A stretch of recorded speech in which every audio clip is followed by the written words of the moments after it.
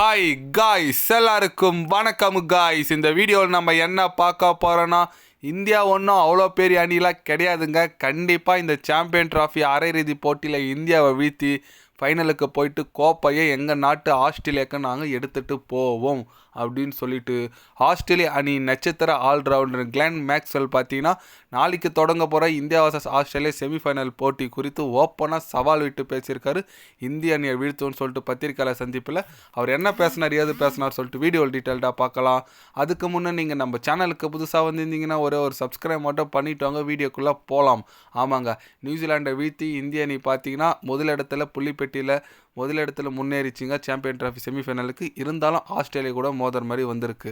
Australia அணி Glenn Maxwell என்ன சொன்னாருன்னு கேட்டிங்கன்னா, இந்திய அணி ஒரு வலுவான அணி தான், நான் ஒத்துக்கிறேன். இருந்தாலும் நாங்கள் இந்த வாட்டி சாம்பியன் ட்ராஃபியை விடுறதா கிடையாது. நாங்கள் சாம்பியன் ட்ராஃபி அடித்து ரொம்ப வருஷங்கள் ஆகுது. கண்டிப்பாக எங்கள் நாட்டு மக்கள் ஏங்கிட்டு இருக்காங்க இந்த சாம்பியன் ட்ராஃபிக்கோசரம்.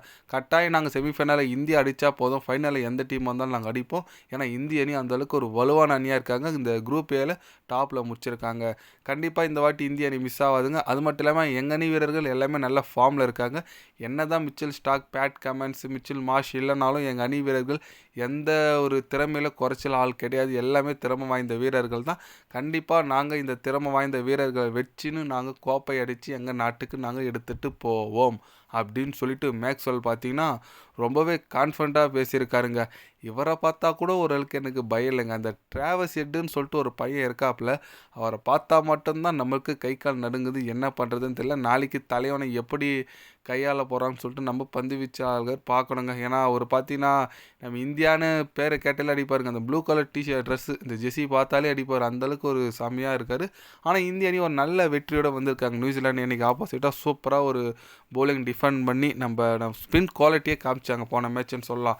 ஆஸ்திரேலியா கிட்ட ஒரு நல்ல ஸ்பின் அட்டாக் இருக்குங்க. ஏன்னா ஆடம் ஜாம்பா இருக்கார், அப்புறம் பார்த்தீங்கன்னா மேக்ஸ்வெல் இருக்காங்க. அதனால் நல்ல ஒரு ஸ்பின் அட்டாக் இருக்குது. அங்கேயும் நல்ல காம்படிஷனுங்க. நாளைக்கு கண்டிப்பாக எல்லாருமே டிவி முன்னே தான் இருப்பீங்கன்னு நினைக்கிறேன். ஏன்னா அந்தளவுக்கு ஒரு பெரிய மேட்ச் நாளைக்கு. கண்டிப்பாக இந்திய அணி பழி வாங்குமா, அதுதான் நிறைய பேர் கேள்வி கேட்டுட்ருக்காங்க. ஏன்னு கேட்டிங்கன்னா 2023 நம்ம நாட்டில் வந்து நம்மளே அடிச்சுட்டு போனாங்க. அதை கண்டிப்பாக இந்திய அணி ரிவெஞ்ச் வாங்கணும்னு சொல்லிட்டு நிறைய பேர் சொல்லிட்டு இருக்காங்க. பட் இந்திய அணி வாங்குமா அதுதாங்க. ஏன்னா கிளென் மேக்ஸ்வெல் பார்த்தீங்கன்னா ஓப்பனாக சவால் விட்டு பேசிகிட்டு இருக்காரு. இப்போ வேறு அவங்க நல்ல கான்ஃபிடன்ட்டில் இருக்காங்க. பார்க்கலாங்க, நாளைக்கு மேட்ச் இன்னத்துக்குலாம் தெரிஞ்சுங்க ரிசல்ட் என்னன்னு சொல்லிட்டு. நாளைக்கு இன்னத்துக்குலாம் தெரிஞ்சிடும். கண்டிப்பாக சேனல் நான் அப்டேட் பண்ணுவேன். பார்க்கலாங்க, எத்தனை பேர்லாம் இந்தியா வின் பண்ணும் மறக்காமல் கம்மலில் கொஞ்சம் சொல்லுங்கள். பார்க்கலாம் எத்தனை பேருக்கு இந்தியா வின் பண்ணணும்னு நினைக்கிறீங்கன்னு சொல்லிட்டு. இது போன்ற ஸ்போர்ட்ஸ் நியூஸாக தெரிஞ்சுக்கணும்னா சேனலை சப்ஸ்கிரைப் லைக் ஒன்று பண்ணிக்கிங்க. கண்டிப்பாக கிரிக்கெட் பற்றி day by day channel update வரும். மறக்காமல் சப்ஸ்கிரைப் மட்டும் கொஞ்சம் பண்ணி வச்சுக்கோங்க. நன்றி, வணக்கம்.